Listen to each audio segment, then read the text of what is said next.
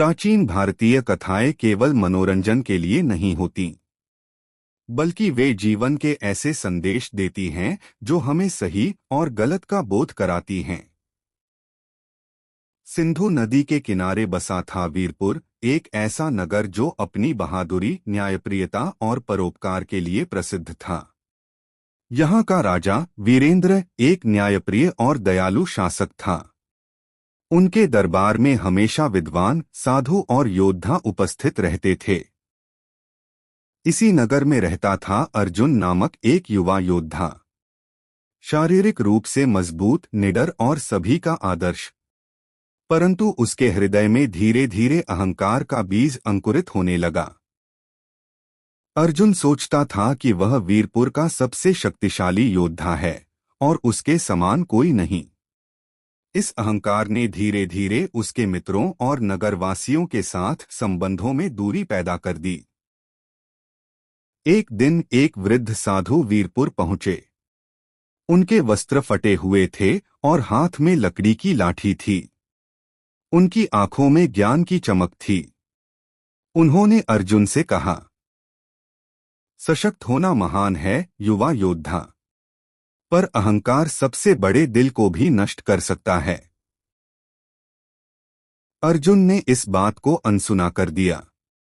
उसने कहा, मुझे किसी की मदद की आवश्यकता नहीं, मैं अकेला ही पर्याप्त हूं। कुछ ही समय बाद वीरपुर पर संकट आया। जंगल से एक भयंकर राक्षस कपालिन आया, जिसने नगर में भय और आतंक फैला दिया। किसान अपने खेतों में काम नहीं कर पाए, व्यापारी अपने घरों में छिप गए। राजा वीरेंद्र ने घोषणा की, जो कोई भी कपालिन को परास्त करेगा, उसे वीरपुर का सर्वोच्च सम्मान मिलेगा। अर्जुन ने इसे अपनी ताकत दिखाने का अवसर समझा।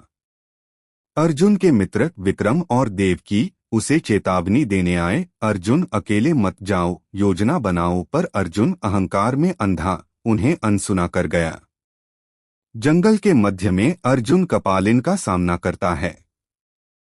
तलवारें टकराती हैं, राक्षस दहाड़ता है, धूल और जंगल की आंधी चारों ओर फैल जाती है। पर अर्जुन के वार राक्षस पर ज्यादा प्रभाव नहीं डाल रहे थे। डर पहली बार उसके हृदय में समा गया। अर्जुन ने सीखा कि असली शक्ति अकेले बल में नहीं होती। सच्ची वीरता करुणा, विनम्रता और धर्म में छुपी है। अर्जुन ने सीखा कि असली शक्ति अकेले बल में नहीं होती। सच्ची वीरता करुणा, विनम्रता और धर्म में छुपी है।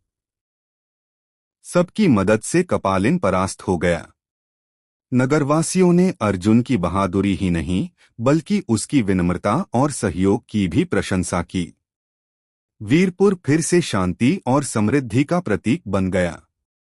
अर्जुन ने विद्यालय और प्रशिक्षण केंद्र खोले, जहां सभी को वीरता, धर्म और करुणा का पाठ पढ़ाया जाता। और यह कहानी हमें याद दिलाती है कि सच्चा सम्मान सेवा और नैतिकता में निहित है, और शक्ति बिना अहंकार के ही असली सम्मान लाती है।